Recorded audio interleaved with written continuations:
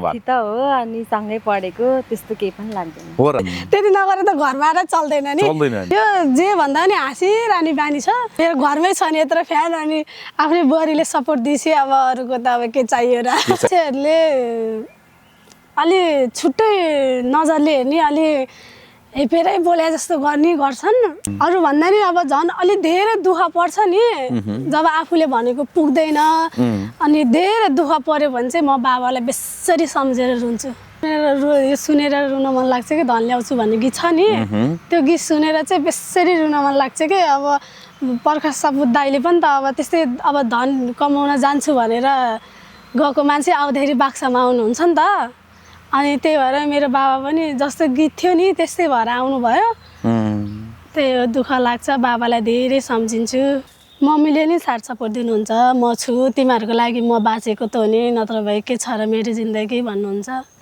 अरूहरूले तिमीलाई हेप्ने बाटो नहोस् भनेर त म बाँची हुने नत्र भए मेरो बाँच्नुको सहारा के छ र भन्नुहुन्छ त्यही त्यो सम्झनाले चाहिँ धेरै रुवाउँछ त्यही दसैँ चाहिँ नआइदिए हुन्थ्यो चाडबाड नआइदिए हुन्थ्यो जस्तो लाग्छ त्यही हो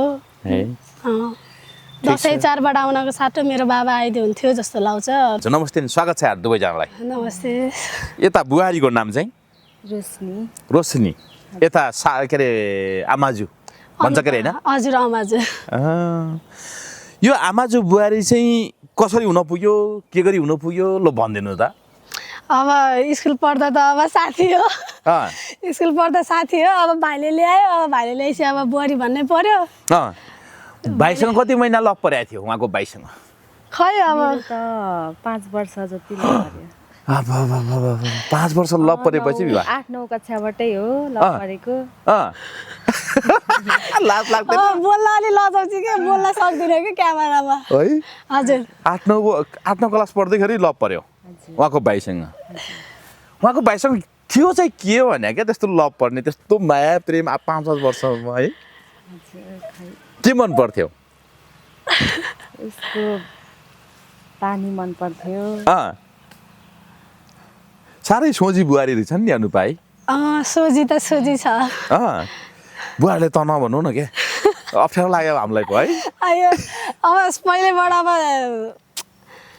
त भनेको बानी अब क्यामेराको अगाडि के अब तिमी हजुर भन्नु पर्यो त नि अब जे छ त्यही जे छ त्यही भन्न मन लाग्छ अब अनुपाले बुहारीलाई त भनेको मनपर्छ पर्दैन बुहारीलाई साँच्चै हो हजुर यहाँ टिक पार्नु साथी त हो अनि सँगै पढेको त्यस्तो केही पनि लाग्दैन हो र हजुर के नाम पो भन्नु परे हजुर रोशनी रोशनीले अनि अनुपाको भाइसँग लभ पर्दै गर्दाखेरि ओए तपाईँको भाइसँग त मेरो लभ परेको छ नि भन्नुभएको थियो भनेन यस्तो त यसको भाइको लभ पर्यो भन्ने थाहा नै थिएन मलाई हो र हजुर घरमा लिएर आइसकेपछि मात्रै थाहा भयो के त्यहाँभन्दा अगाडि नि थाहा त थाहा थियो तर बे गर्दैनन् होला भन्ने सोचेको थिएँ तर गरिहालेँ है हजुर भाइ त झिल्के हुनुहुन्छ नि 5-6 क्लास 7 क्लास पढ्दैखेरि भाइ त झिल्के छ नि मेरो भाइ त हो बच्चा छ कि छन् कति वर्षमा विवाह गर्नुभयो +2 सकेर +2 सक्यो भन्दा त कति वर्ष हुनु भएको थियो र होइन थाहा थियो भन्न नचाहनु भएको बाल विवाहको मुद्दा लाग्छ भनेर तर लभ चाहिँ परेको थियो बिहा चाहिँ गरेको थिएनौँ नि त हो र जस +2 सकेपछि चाहिँ विवाह गर्नुभयो 20 भन्दा तलै हुनुहुन्थ्यो नि त तपाईँ 20 भन्दा त तलै थिए अनि हजुर यस्तो पनि हुन्छ भने नाबालिकामा लभ पारेका अब बल्ल लर थुन्दिनु पर्ला हजुर घरबाट बुवा मम्मीले के भन्नुहुन्थ्यो त सानैमा लभ पर्दै गर्दाखेरि मम्मीले अहिले लभ नपार पहिला आफ्नो खुट्टामा उभि भन्नुहुन्थ्यो त्यति जेलसम्म अर्का खुट्टामा हिँड्नुहुन्थ्यो त्यति जेलसम्म भाइको खुट्टामा हिँड्थे ए हो कहिले काहीँ सासू बुहारीको पर्छ कि पर्दैन पर्दैन कहिले पर्दैन कसैको त सासू के अरे आमाजु बुहारीको त लुछालुछै पर्छ अरे नि परेन त्यस्तो पर्दैन कहिले काहीँ चाहिँ यस्तो बाजाबाज भइन्थ्यो ए के गर्दाखेरि लौ न अब खै के कुरामा थाहा भएन। शान्तिने कुरामा घरमा ठासा ठुसा पाइहाल्छ नि होइन, जति माया गरे पनि अलिअलि त गर्नु परिहाल्छ नि, त्यति नगर्दा हुँदैन पनि है अनुभव? अनि त्यति नगरे त घरबार चल्दैन नि, चल्दैन नि, घरबार त चल्नु पर्यो नि, चल्नु पर्यो। एउटै आगो नठोसी त बोल्दैन चुलोमा। अनि अनुपालाई सबैभन्दा मनपर्ने बुहारीको के छ कुरा? मलाई यो जे भन्दा पनि हाँसिरहने बानी छ है। गाली गरे नि जे गरे नि हाँसिरहने के, त्यही बानी राम्रो लाग्छ। अरू त अब मान्छे राम्री छ त्यही हो है। हजुर। अनि यस्तो चाहिँ नगर्थ्यो नि हुन्थ्यो नि मेरो बुहारीले भन्ने टाइपको अब त्यही हो, त्यस्तो टाइपको त अहिलेसम्म केही गराइन के अरे। अबको पछिको दिनमा चाहिँ के गर्छ अहिलेसम्म चाहिँ पार्नु होला नि घरमा गएपछि होइन ठिक्क पारेको होइन, ठिक्क पारेको होइन। अब अहिलेसम्म त्यस्तो त गराइन क्या अरे। अब पछि गएर चाहिँ के गर्छ है। हजुर। अनि बुहारीले पछि गएर नि त्यस्तै नगर्दै हुन्थ्यो। मेरो भाइलाई सधैँ माया गरिदिन्थ्यो, नछोडी हुन्थ्यो, सधैँ अब बुढेसकालको सहारा बन्यो हुन्थ्यो। अब पछि गएर चाहिँ के गर्छ अब के गर्नुहुन्छ ल? पछिको लीला अब दैवले जानुन् भन्छन्, त्यही हो। भोलि बिहान केही मेरो भाइले धोका नदिए हुन्थ्यो भन्ने खालको छ अरे आमाजुको कुरा, त्यस्तो हुन्छ र बुहारीलाई? हजुर हेर्नु रुन लाग्नु भइगयो, आँखाबाट आँसु निकाल्नु भयो। क्यामेरामा अलि हुन्छ कि नर्भस हुन्छ अनि त्यही भएर आमाजुले चाहिँ यति नगर्दै हुन्थ्यो नि भन्ने टाइपको लाग्छ लाग्दैन केही कुराहरू? केही लाग्दैन। हो र? तपाईँ त साह्रै सानो बोल्नुभयो, मैले सुनेन। अनि आमाजुको सबैभन्दा मनपर्ने कुरा चाहिँ? सबैभन्दा मनपर्ने कुरा चाहिँ मलाई सबै मनपर्छ। मान्छे राम्री हुनुहुन्छ, हो र? बानीहरू नि राम्रै छ है। घरमै रहेछन् यत्रो फ्यान फलोवर्स? अनि मेरो घरमै छ नि यत्रो फ्यान, अनि आफ्नै बुहारीले सपोर्ट दिएपछि अब अरूको त अब के चाहियो र? परिवार नै सबैभन्दा ठुलो शक्ति हो है। मेरो परिवार त मेरो लागि त भगवान्, मेरो परिवार भएपछि मलाई अब अहिले चाहिँ अब त्यस्तो अब परिवार भएपछि अरू कोही चाहिन्न जस्तो हुन्छ। अब पछि चाहिँ अब चाहिएला नचाहिएला अब त्यो आफ्नै हात, अब त्यो पछिकै कुरा छ। अहिले चाहिँ मेरो परिवार चाहिँ एकदम सबभन्दा इम्पोर्टेन्ट भनेको मेरो परिवार, मेरो दिदी भाइ मम्मी बुहारी भिनाजु यति है। हजुर। अनुपा त्यो कहिलेकाहीँ हुन्छ नि त घर परिवार राम्रोसँग मिलेर बस्नुमा हात कसको हुँदो रहेछ? मेरो मम्मीको र भाइको। हो र? हजुर। मेरो घरको खम्बै भनेको मम्मी र भाइ हो। अब खम्बा त बाबा हुनुहुन्थ्यो, अब खम्बै भाँचेर गएपछि अब मान्छेहरूले अलि छुट्टै नजरले हेर्ने, अलि हेपेरै बोले जस्तो गर्छन्। त्यसमा चाहिँ केही दुःख छैन। मेरो भाइ छ, मम्मी हुनुहुन्छ, मम्मी र भाइ भएपछि म जस्तो दुःख पनि पार गर्न सक्छु। हजुर। मेरो मम्मीको र भाइको दिदीको हात भएपछि म जस्तो दुःख पनि पार गर्न सक्छु। बुवा चाहिँ बित्नु भयो हजुर हैन? विदेशको भूमिमा। हजुर। बुवाको अभाव चाहिँ कतिखेर खड्किँदो रहेछ अनुपा? मेरो बुवाको अभाव त एकदम खड्किन्छ नि। म दिन रातै बाबाको लागि यति रुन्छु। अरू भन्दा नि अब झन् अलि धेरै दुःख पर्छ नि जब आफूले भनेको पुग्दैन, अनि धेरै दुःख पर्यो भने चाहिँ म बाबालाई बेसरी सम्झेर रुन्छु।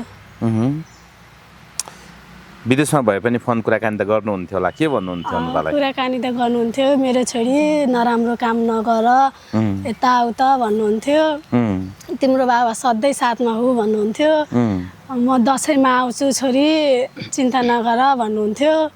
अनि आउने भनेको अलि महिनापछि चाहिँ त्यस्तो भयो, डेडबरी आयो के बाबाको, त्यही हो। आउनुभयो तर आउनुभयो। घर परिवारको लागि खुसी किन्न जानुभएको मान्छे खुसी नकिन्दै आफ्नो खुसी त्यागेर बाबाले सासै छोड्नुभयो, त्यही हो। कहिलेकाहीँ प्रकाश सपुतहरूका गीत हेरेर त्यो कथाको होइन एउटा तपाईँहरू पनि उदाहरण हो, हजुर खुब रुन मन लाग्छ होला है मन लाग्छ रुन त त्यही भएर अझै पनि अझै यो गीत सुनेर रुन मन लाग्छ कि धन ल्याउँछु भन्ने गीत छ नि त्यो गीत सुनेर चाहिँ बेसरी रुन मन लाग्छ कि अब पर्खा सपुत दाइले पनि त अब त्यस्तै अब धन कमाउन जान्छु भनेर गएको मान्छे आउँदाखेरि बाक्सामा आउनुहुन्छ नि त अनि त्यही भएर मेरो बाबा पनि जस्तो गीत थियो नि त्यस्तै भएर आउनुभयो त्यही हो दुःख लाग्छ बाबालाई धेरै सम्झिन्छु हाम्रो साथ नभए पनि यहीँबाट धेरै माया छ धेरै सम्झना छ आई मिस यु बाबा त्यही हो है तपाईँले पढाइलाई बिचमा रोक्नुभयो कारण त्यही थियो कि कारण त्यस्तो केही पनि थिएन अब उमेरै त्यस्तै थियो अनि त्यही भएर है हजुर जब अनुपाको बुबा बित्दै गर्दाखेरि बुहारी बितिसक्नु भएको थियो कि थिएन भित्रिसकेको थियो है हजुर त्यो दर्दनाक अवस्था है हजुर अब कहिलेकाहीँ त्यस्ता अप्रिय घटनाहरू कहाली लाग्दा त्यस्ता घटनाहरूले मन विचित्र बनाउँछ है एकदम धेरै बनाउँछ नि झन् आफ्नो घरको मेन खम्बै नभएपछि त झन् बाहिरी मान्छेले हेर्ने नजरै छुट्टै हुने है अब जे भने त अब कमाउने मान्छे बाबा हुनुहुन्थ्यो है म पनि अब त्यति कमाउने थिएन भाइ पनि त्यति कमाउने थिएन भाइले नि काम नगर्ने मेरो भाइ त झन् एकदम उ थियो के बाबाले जे भने त्यही पुऱ्याउने है मेरो भाइलाई केही भनेको चिज पाएन भने नि यस्तो उस्तो कति घमण्डी थियो अहिले चाहिँ बाबा नभएर चाहिँ जिम्मेवारी बोकेर हिँडेको छ धेरै राम्रो गर्छ कोही नभए नि म छु बाबा नभए नि म छु भन्छ त्यसैमा खुसी लाग्छ है हजुर मम्मीले के भन्नुहुन्छ मम्मीले नि साथ सपोर्ट दिनुहुन्छ म छु तिमीहरूको लागि म बाँचेको त हो नि नत्र भए के छ र मेरो जिन्दगी भन्नुहुन्छ तिमीहरू नभएको भए म नि मरिसक्थेँ तिमीहरूको मुख हेरेर तिमीहरूले दुःख पाउँछौ अरूहरूले तिमीलाई हेर्ने बाटो नहोस् भनेर त म बाँची हुने नत्र भए मेरो बाँच्नुको सहारा के छ र भन्नुहुन्छ त्यही हो है हजुर के गर्ने यस्तो पीडाहरू सबैलाई परेको हुन्छ अनुपा होइन हजुर आफूलाई सम्हाल्नुपर्छ हजुर कोही बेला यस्तो हुँदो रहेछ क्या सम्हाल्दा पनि कोही बेला अलिक धेरै नै बढी नै सम्हाल्न नसकिने हुँदो रहेछ अनि त्यतिखेर चाहिँ हामी आमा छोरी चाहिँ एकदम धेरै रुन्छौँ भाइ पनि काममा गएको हुन्छ बुहारी नै आफ्नै काममा हुन्छ अनि आमा छोरी चाहिँ एकदम धेरै रुन्छौँ त्यही हो है हजुर कोही बेला चाहिँ आमा छोरी मात्रै भयौँ भने चाहिँ धेरै सम्झना आउँछ बाबाको अनि त्यो सम्झनाले चाहिँ धेरै रुवाउँछ त्यति हो है हजुर बाबा बिनाका चाडबाडहरू बाबा बिनाका पलहरू बाबा बिनाको चाडबाड पनि खल्लो हुन्छ बाबा दसैँमा आउँछु भनेर कति उ गर्नुहुन्थ्यो त्यही दसैँ चाहिँ नआइदिए हुन्थ्यो चाडबाड नआइदिए हुन्थ्यो जस्तो लाग्छ त्यही हो दसैँ चाडबाड आउनको साटो मेरो बाबा आइदिए हुन्थ्यो जस्तो लाग्छ अरू केही नि त्यति हो हजुर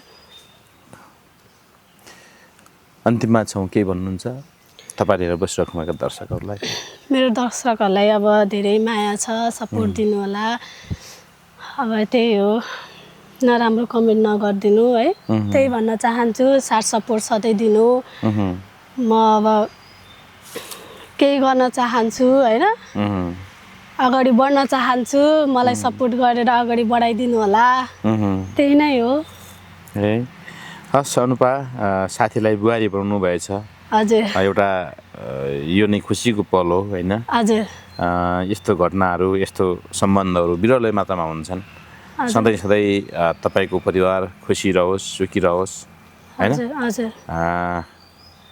हामी छुट्टिन्छौँ समय संवादको लागि धेरै धेरै धन्यवाद दुवैजनालाई हस् धन्यवाद नमस्ते